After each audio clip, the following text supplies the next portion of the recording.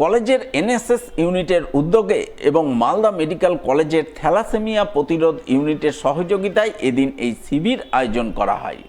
Saint জন অ্যাম্বুলেন্সের ব্যবস্থাপনায় Malda women's কলেজে আয়োজিত এই শিবিরে শতাধিক ছাত্রীর রক্ত পরীক্ষার মাধ্যমে থ্যালাসেমিয়া নির্ণয় করা হয়। সেই সঙ্গে থ্যালাসেমিয়া রোগ কী, কেন হয়, এই রোগ প্রতিরোধের উপায় কী, এই সমস্ত নানান বিষয়ে পড়ুয়াদের সচেতন করা হয়।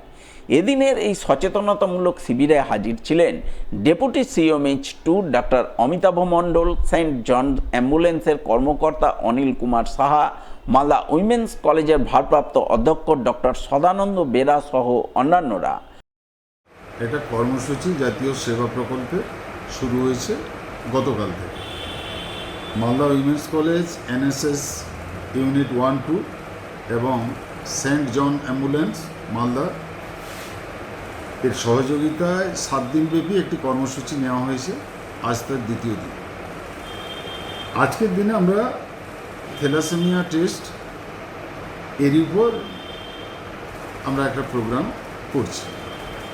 এখানে সর্বতভাবে কলেজে প্রায় শতাধিক ছাত্রী তারা রক্তদান করছেন এবং থ্যালাসেমিয়া তাদের টেস্ট হচ্ছে। এই থ্যালাসেমিয়া সারা বিশ্বজুড়ে মানুষের জীবনে ভয়াবহ একটি প্রভাব ফেলেছে। সম্ভবত 8ই মার্চ বিশ্ব থ্যালাসেমিয়া দিবস গেছে। বিগত বছরগুলোতেও থ্যালাসেমিয়া টেস্টের মাধ্যমে বহু ছাত্রী থ্যালাসেমিয়া ধরা পড়েছে এবং তাদেরকে সচেতন করা হয়েছে। একই রকমভাবে এবছরও আমাদের এই কর্মসূচিতে ছাত্রীরা সাড়া দিয়েছে।